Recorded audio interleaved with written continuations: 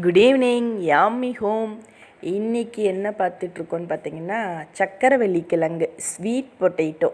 ஆமாங்க, இது எங்கள் தோட்டத்தில் எடுத்தது. ஆமாம், அந்த மிளகா வயலில் அந்த ஓரத்தில் அந்த வரப்பில் விளைய வச்சுருக்காங்க.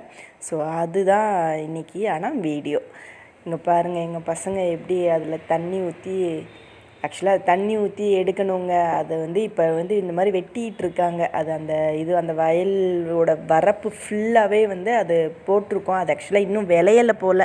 நாங்கள் கொஞ்சம் ஆர்வ கோளாறில் அதை பார்த்த உடனே ஆசையாக மண்ணிலேருந்து தோண்டி எடுக்கணும்னு ட்ரை பண்ணிக்கிட்டு இருக்கோம். ஆனால் அது வரவே இல்லை.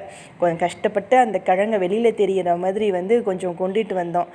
பாருங்களேன், கொடுமை என்னென்னா, ஆக்சுவலாக இது தண்ணி பாய்ச்சும் போது, அந்த வயலுக்கு தண்ணி பாய்ச்சும் போது அந்த கிழங்கை எடுக்கணும். ஆனால் நாங்கள் பாட்டிலில் தண்ணி ஊற்றி ஊற வச்சு எடுக்கிறோம். பாருங்கள், எவ்வளோ நாலேஜ் பாருங்கள் எங்களுக்கு. ஆர்வ கோளாறுங்க. ஆமாம், ஊருக்கு கிளம்புற அன்னைக்கு போய் எடுக்கணும் அப்படின்ட்டு பாருங்கள், தண்ணியை ஊற்றி ஊற வச்சுட்டு நெக்ஸ்ட் டே போய் கொஞ்சம் கொஞ்சமாக ட்ரை பண்ணோம். கொஞ்சம் கிடச்சிச்சு.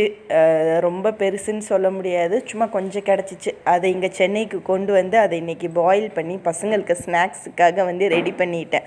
நம்ம தோட்டத்தில் விளைஞ்சது அப்படிங்கிறப்ப அது கொஞ்சம் நமக்கே ஃபீலிங் நல்லதாக இருக்குது. சூப்பர். பாய்.